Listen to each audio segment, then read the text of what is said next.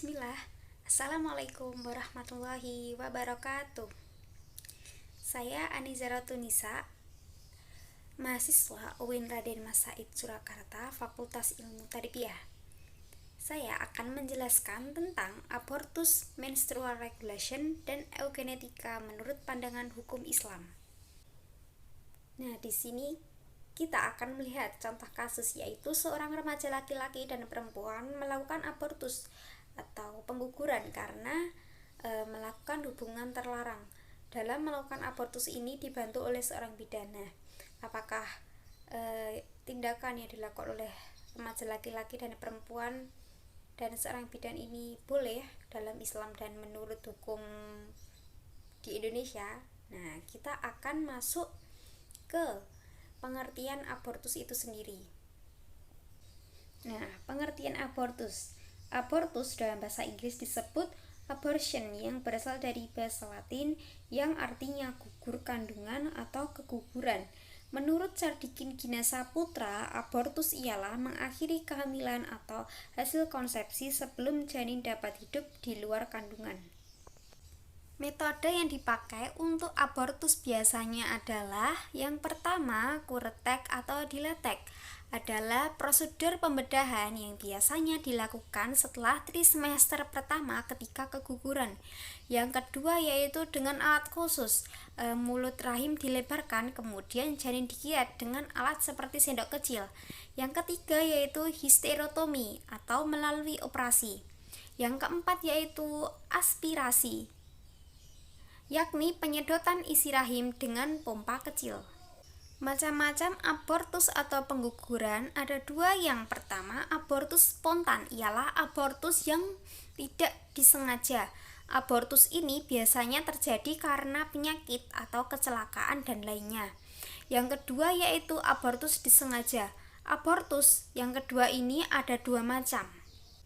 Nah, macam-macam abortus yang disengaja ini ada dua. Yang pertama, abortus artificialis therapicus, yakni abortus yang dilakukan oleh dokter atas dasar indikasi medis.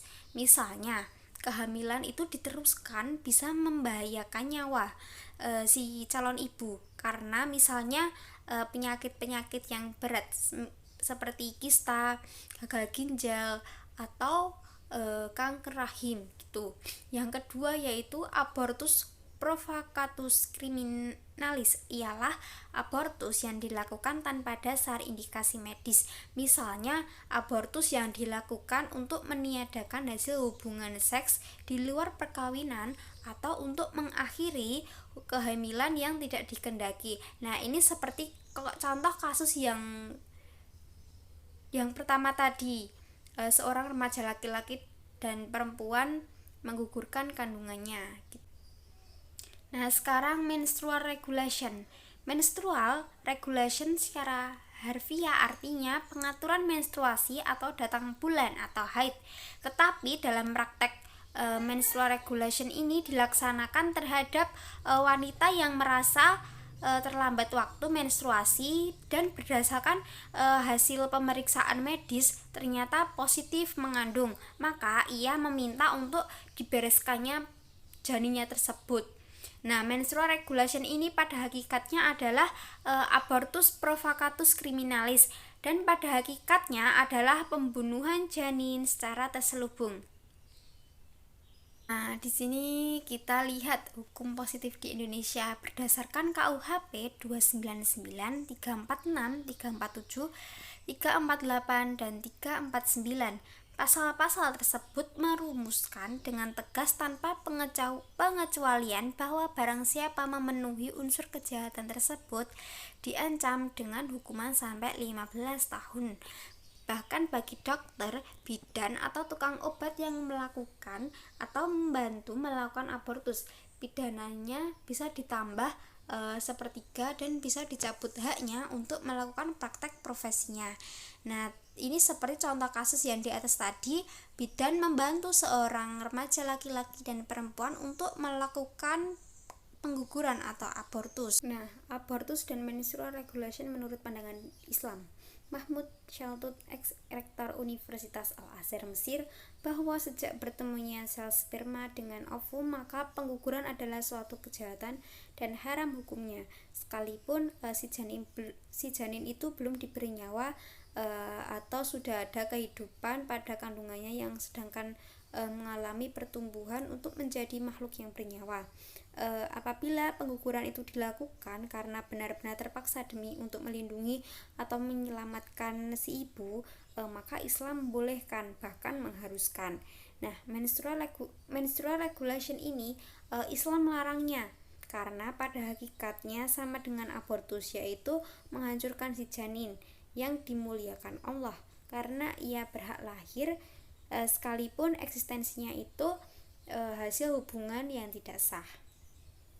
Di sini kita lihat prinsip Islam yang bunyinya irtikabu ahafid dararaini wajibun, artinya menempuh salah satu tindakan yang lebih ringan dari dua hal yang berbahaya itu adalah wajib. Kaidah hukum fikih yang berbunyi darul mafasid muqaddamun ala jalbil masoleh, artinya menghindari mudarat atau bahaya harus didahulukan atas mencari atau menarik masalah atau kebaikan. Nah, yang terakhir ini adalah eugenetika menurut Islam. Eugenetika adalah seleksi ras unggul dengan tujuan agar janin yang dikandung itu dapat diharapkan lahir sebagai bayi yang normal dan sehat fisik, mental, dan intelektual. Nah, eugenetika ini jika pengguguran dilakukan karena Down syndrome dan karena mengingat resikonya jauh lebih besar daripada maslahah jika dipertahankan janin hidup itu. Apabila dilakukan atas perintah si ibu atau keluarga dengan alasan jenis kelaminnya tidak sesuai dengan harapannya, maka jelas tindakan itu tidak manusiawi dan perbuatan kriminal. Mungkin itu dulu yang saya sampaikan. Apabila ada salah kata, saya mohon maaf. Terima kasih. Wassalamualaikum warahmatullahi wabarakatuh.